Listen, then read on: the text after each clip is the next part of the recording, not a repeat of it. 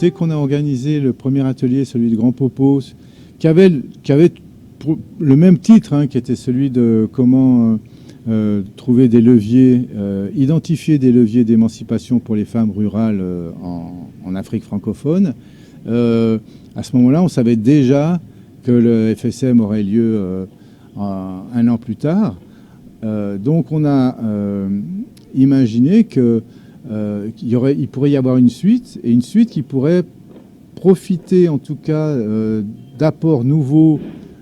Les ateliers qu'on organise, c'est souvent des ateliers d'échange d'expériences, de mise en relation des réseaux et des organisations qui sont partenaires de nos propres organisations de la plateforme. Et donc on se retrouve comme ça chaque fois, tous les 2 ans en général, sur une thématique. Et c'est vrai qu'aussi, la question du genre et de l'introduction du genre dans les projets, et dans les institutions et même dans la société, de façon à une situation plus égalitaire pour les femmes, c'est quelque chose qui prend du temps et donc qui demande aussi d'avoir non seulement des expériences, mais aussi peut-être réfléchir sur la manière de revoir cette introduction et puis cette question du genre aujourd'hui, au moment où à la fois il y a des questions de retour en arrière avec l'apport de la masculinité, avec beaucoup plus de masculinité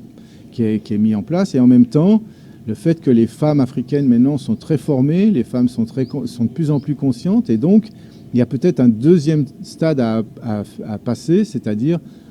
aller plus loin en tout cas dans l'introduction du genre, et pas simplement on a beaucoup de femmes dans notre projet ou autre. Donc on va vraiment travailler sur la question des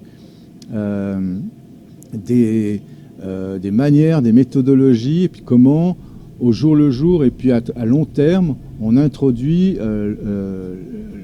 l'égalité et on permet aux femmes d'avoir plus de place et une place assez reconnue dans la société. Nous avons eu à travailler sur le leadership féminin. Et cela est parti d'un constat, c'est que la souveraineté alimentaire en Afrique est détenue par des femmes. Mais très souvent, dans ces groupes organisationnels, la décision n'est pas toujours faite par des femmes. Alors, nous avons décidé de pouvoir montrer aux femmes qu'elles peuvent être leaders et pouvoir prendre des décisions et renverser des choses. Donc, nous avons eu à travailler sur le parcours du leadership féminin, quelles sont les différentes étapes que la femme traverse ou parcourt, si on peut dire, pour pouvoir arriver à un niveau où elle influence sa communauté et qu'elle puisse aussi influencer les décisions au sein de la communauté. Nous avons également essayé d'identifier les différents obstacles que cette femme peut traverser, peut rencontrer tout autour d'elle pendant son différent parcours, et évaluer les différents mécanismes et les leviers qu'elle peut utiliser afin de pouvoir traverser et transcender ces obstacles.